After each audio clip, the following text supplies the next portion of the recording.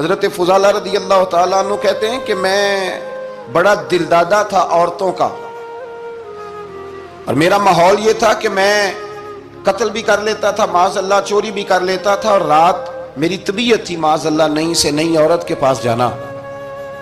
کہتے ہیں ابو جہل نے اعلان کیا کہ جو نبی پاک علیہ السلام کا سر اقدس معاذ اللہ کاٹ کے لائے گا، نقل کفر کفر نہ باشد، 100 سرخ اونٹ انعام ملے گا۔ تو میں نے ارادہ کر لیا کہ میں بہت سارا انعام حاصل کروں گا۔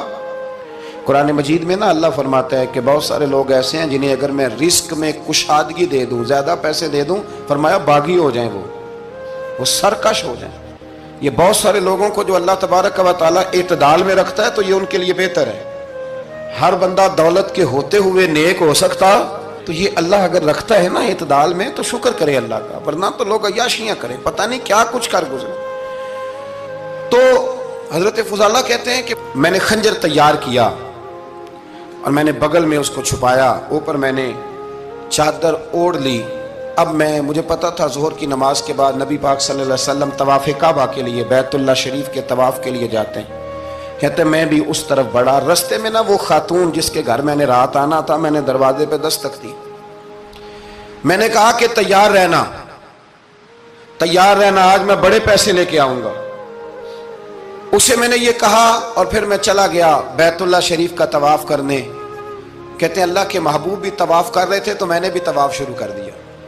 ارادہ یہ تھا کہ جہاں نبی پاک علیہ السلام میرے قریب سے گزریں گے تو موقع پا کر میں حضور کے جسم اقدس پر خنجر کھونپ دوں گا اور معاذ اللہ شہید کر دوں گا۔ کہتے ہیں حضور ایک دفعہ بھی میرے پاس سے گزرے تو میں ہمت نہ کر سکا، دوسری دفعہ بھی پاس سے گزرے تو میں ہمت نہ کر سکا، تیسری دفعہ بھی گزرے تو میں ہمت۔ نبی کریم صلی اللہ علیہ وسلم 2-3 دفعہ گزرے تو فرماتے ہیں کہ مجھے موقع نہ ملا، اس لیے کہ حضور فرماتے ہیں اللہ نے روب کے ساتھ میری مدد فرمائی، دشمن پر میرا روب طاری ہو جاتا ہے۔ فرماتے ہیں جب چکر پورے ہو گئے تو محبوب کریم نہ چھٹے چکر پہ فرمانے لگے فضالہ چکر ایک رہ گیا ہے، بے خبر ہو جو غلاموں سے وہ آقا کیا ہے، ایک پھیرا رہ گیا ہے۔ کہتے ہیں طواف مکمل ہو گیا تو محبوب میرے قریب آئے، فرمایا وہ کام کرتے کیوں نہیں جس کے لیے آئے تھے؟ میں نے عرض کی یا رسول اللہ کون سا کام، کیسا کام؟ اندر تو چور تھا نا، بانج فقیروں کسے نہیں ماریا، اے ہوئی چور اندر دا، اندر چور تھا نا۔ کہتے ہیں حضور نے مجھے کندھے سے پکڑ کے ہلایا، فرمایا کرتے کیوں نہیں؟ جب حضور نے ہلایا تو وہ خنجر بھی پیروں میں گرا اور میں بھی رسول اللہ کے پیروں میں گر گیا۔ میں نے کہا حضور مجھے کلمہ پڑھا دیں۔ کہتے ہیں حضور نے پہلے میرے دل پہ دست مبارک پھیرا، پھر میرے نبی نے مجھے کلمہ پڑھا دیا۔ اب نا مرید ہونے والا کہتا ہے کہ جی آہستہ آہستہ میں ٹھیک ہو جاؤں گا۔ اب وہ آہستہ آہستہ کا کیا ترجمہ ہے یہ بالکل سمجھ نہیں آتی۔ بھئی کسی بندے سے 5 لاکھ روپیہ لینا ہے تو اس سے وہ کہتا ہے جی میں آہستہ آہستہ دوں گا، 500 روپیہ دے دیا کروں گا روز کا، تو کہتے ہیں میری رقم خراب ہوتی ہے، پورے دو۔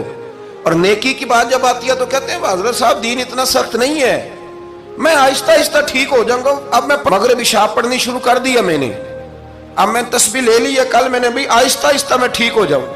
یعنی رقم لینی ہو تو وہ آہستہ آہستہ قبول نہیں ہے، لیکن اور مکان کی رجسٹری اگر کرانی ہو تو مالک مکان کہے کہ آہستہ آہستہ کرا لو، کہتے ہیں پیسے پورے دیے ہیں، سویرے چل اور بیان دے۔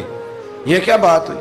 یہاں یہ جو ہمارا ماحول تھا نا کر لیں گے ہو جائے گا، یقین کریں لوگ قبروں میں چلے گئے ہیں پر مسجدوں میں نہیں آئے۔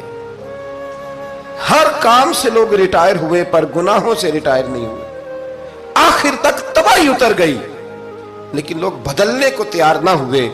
حضرت فضالہ کہتے ہیں ابھی میں نے کلمہ پڑھا، ابھی میں واپس آیا، رستے میں وہ بی بی کھڑی تھی، کہتے ہیں میں وہ شخص تھا کہ عورتیں مرتی تھی میرے اوپر اور کسی کی جرت تھی کہ وہ آئیں بائیں شائیں کرے، لیکن فرماتے ہیں میں بی بی کے پاس سے گزر گیا۔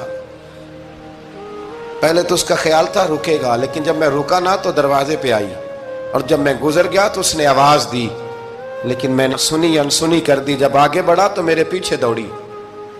فرماتے ہیں مجھے پکڑ کے کہنے لگی فضالہ تجھے کیا ہوا، تو وہی نہیں جو یہاں سے گیا تھا؟ آپ فرماتے ہیں میں کبھی نہیں رویا تھا، میں کبھی نہیں رویا تھا۔ اور جب کہا نا تو وہی نہیں، کہتے میں نے سر اٹھایا تو میری آنکھوں میں آنسو تھے۔ میں نے کہا میں جو گیا تھا وہ نہیں ہوں،